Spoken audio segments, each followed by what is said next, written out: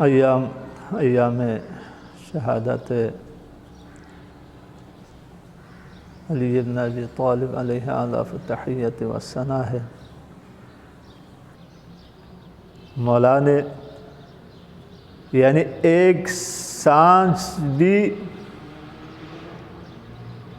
اس ذات پروردگار کے علاوہ کسی اور کے لیے، یعنی ایک لحظے کے لیے بھی اپنی ذات کو، اپنے خالق حقیقی کو، پروردگار عالم کو نہیں بولا۔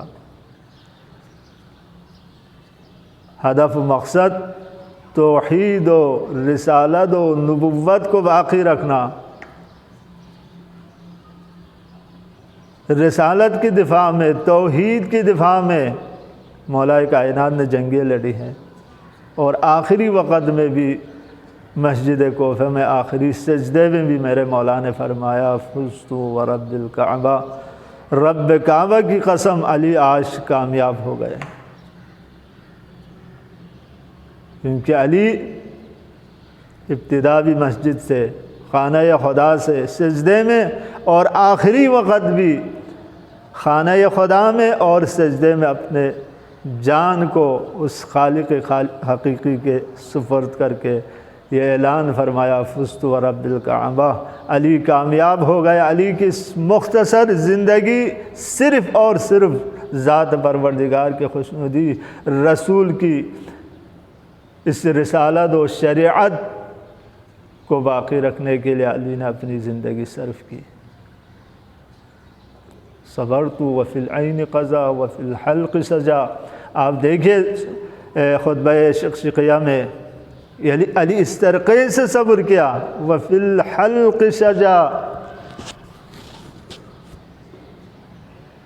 کہ صبرت میں علی نے صبر کیا، وفی الحلق سجا وبالعین قضا، جس طرح ایک انسان کے گلو میں، اس کے گلے میں اگر ہڈی پھنس جائیں تو اس کے لیے صبر کرنا کتنا مشکل ہے، نہ اگل سکتا ہے نہ نگل سکتا۔ وفی العین قضا، اور آنکھ میں اگر کوئی تنکا اگر جائیں تو اس کے لیے کتنی سخت ہے۔ یعنی علی کی اس 25 سالہ زندگی جو ہے، 25 سالہ جو خاموشی ہے، وہ خاموشی علی کے لیے اس قدر یعنی سخت ہے، لیکن اب کسی مقصد کو پانے کے لیے جتنی سختی ہو، اللہ کے خوشنودی کے لیے وہ سختی نہیں ہوتا۔ علی کے لیے ظاہراً سخت ہے، لیکن علی کے اس مقصد کو، اس ہدف کو پایا، اور آج بھی اذانیں باقی ہے،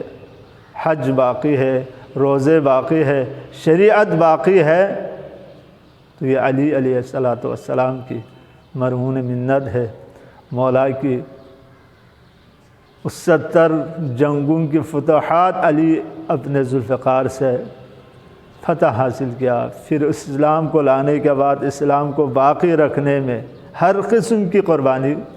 دے دیے۔ انہی کلمات کے ساتھ دعا کرتے ہیں پانے والے ہم سب کو بحق محمد و آل محمد۔